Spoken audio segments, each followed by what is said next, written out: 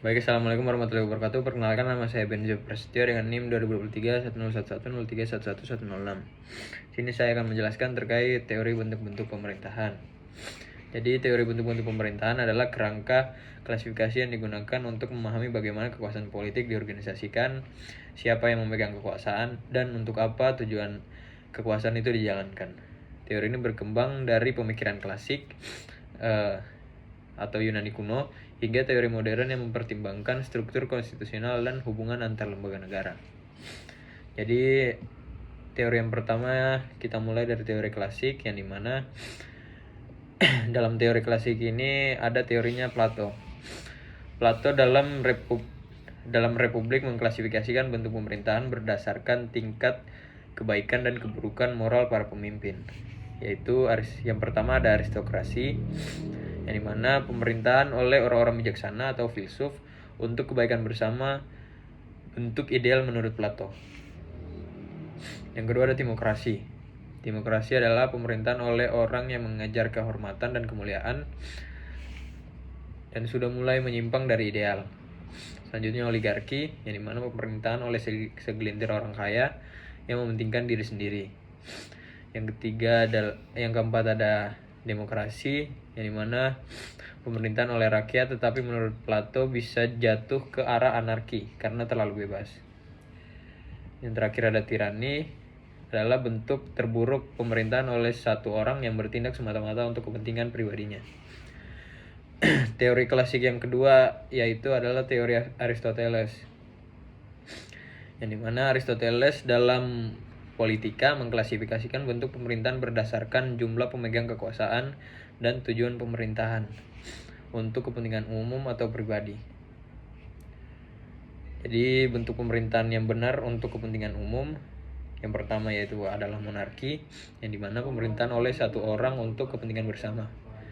Yang kedua ada aristokrasi, yang dimana pemerintahan oleh beberapa orang terbaik untuk kepentingan umum. Yang ketiga ada politeia atau republik, yang dimana pemerintahan oleh banyak orang atau kelas menengah untuk kepentingan umum. Selanjutnya bentuk pemerintahan yang menyimpang dari kepentingan umum, atau dengan kata lain kepentingan pribadi atau kelompok. Yang pertama ada tirani. Tirani adalah penyimpangan dari monarki, satu orang yang berkuasa untuk kepentingannya sendiri. Yang kedua ada oligarki, yaitu penyimpangan dari aristokrasi. Jadi beberapa orang kaya yang berkuasa untuk kepentingannya mereka sendiri. Yang terakhir ada demokrasi, yang dimana dalam arti negatif bagi Aristoteles penyimpangan dari politeia, pemerintahan oleh banyak orang yang bisa menjadi tidak stabil dan tidak berdasarkan hukum. Selanjutnya kita masuk ke teori modern dan perkembangan lanjutannya.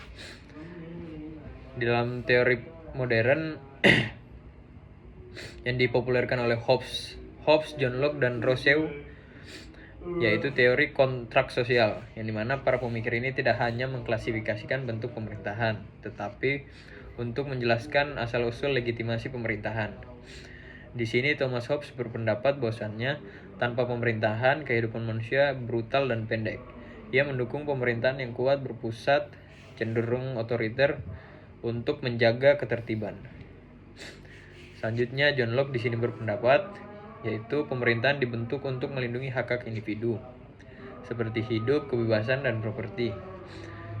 Juga mendukung pemerintahan terbatas dan konstitusional.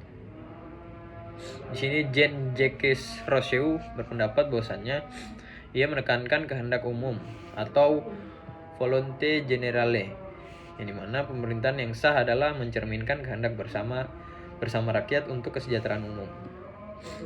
Selanjutnya ada teori dari Montesquieu, yaitu teori pemisahan kekuasaan. Di sini Montesquieu dalam The Spirit of Law mengajukan gagasan pemisahan kekuasaan menjadi 3 cabang untuk mencegah tirani. Yang pertama legislatif, yaitu pembuatan undang-undang. Yang kedua eksekutif, melaksanakan undang-undang dan mengelola administrasi negara.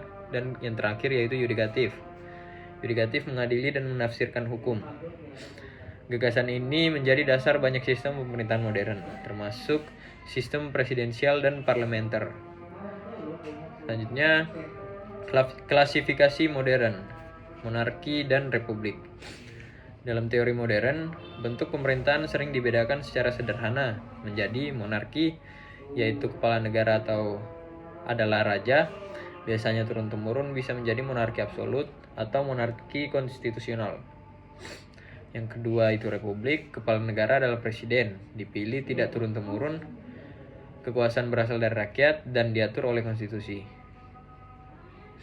Di samping itu, sistem pemerintahan sering dibedakan menjadi presidensial, parlementer, dan semi presidensial, tergantung pada hubungan antar eksekutif dan legislatif. Mungkin itu saja yang bisa saya sampaikan. Wabillahi taufiq walhidayah. Wassalamualaikum warahmatullahi wabarakatuh.